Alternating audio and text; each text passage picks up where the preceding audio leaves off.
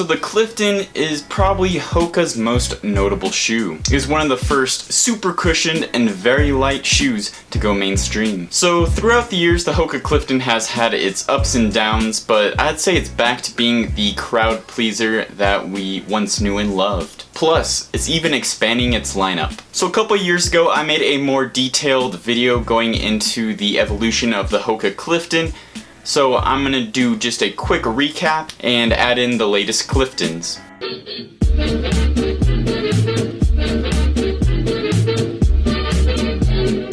So with the Clifton 1 through 3, these models were super plush. They were also very light for how much cushioning they had, though they did gain weight and more substantial uppers as they evolved, and they had a pretty squished toe box. Most people really enjoyed the first 3 Cliftons, but the first one has been a fan favorite. With the Clifton 4 and 5, Hoka wanted this shoe to be even more of a solid everyday trainer. By doing this, they made the midsole very stiff and firm. Nothing like the first 3, and they added a lot of weight. Let's just say hardcore Clifton fans were not happy. Luckily, with the Clifton 6 and the Clifton 7, the Clifton is back to its marshmallowy glory. They shed some weight from the Clifton 5, and they're a lot softer and spongier. The Clifton 6 honestly might be my favorite Clifton. I've always enjoyed the Clifton 3, and the cushioning on this guy really reminds me of that. The toe box has enough room, the upper is super comfortable, the cushion is amazing, and it has a good amount of rubber on the outsole. So that's why I'm happy they didn't change too much in the Clifton 7 from the Clifton 6.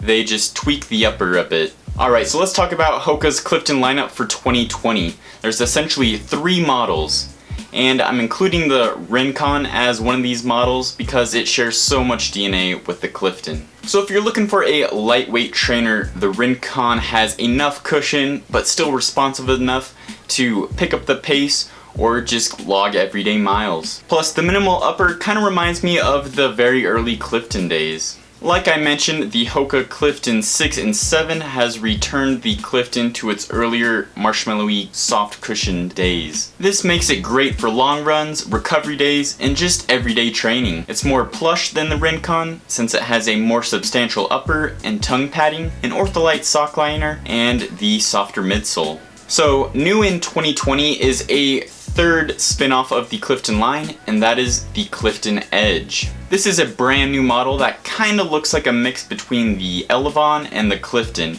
and brings a new take to the Clifton. The upper is similar to the Clifton 7, but a little more stripped back, and it has a thin tongue instead of a padded one. The padding around the Achilles fin is also different, shedding some of the bulk. The midsole uses 2 different foams. The main foam is a compression molded EVA, which gives the shoe a bit of spring, and the outsole is rubberized foam, like what you'd find on the Mach 2.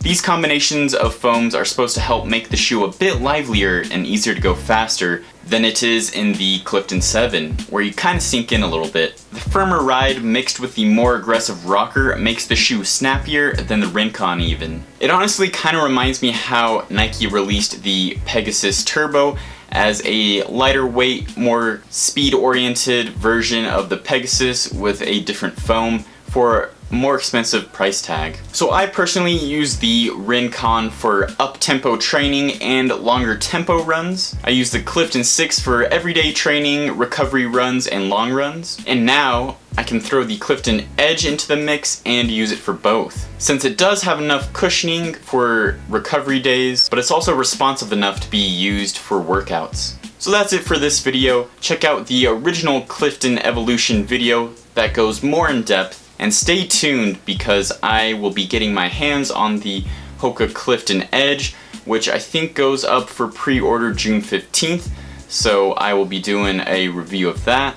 And as always, keep on running.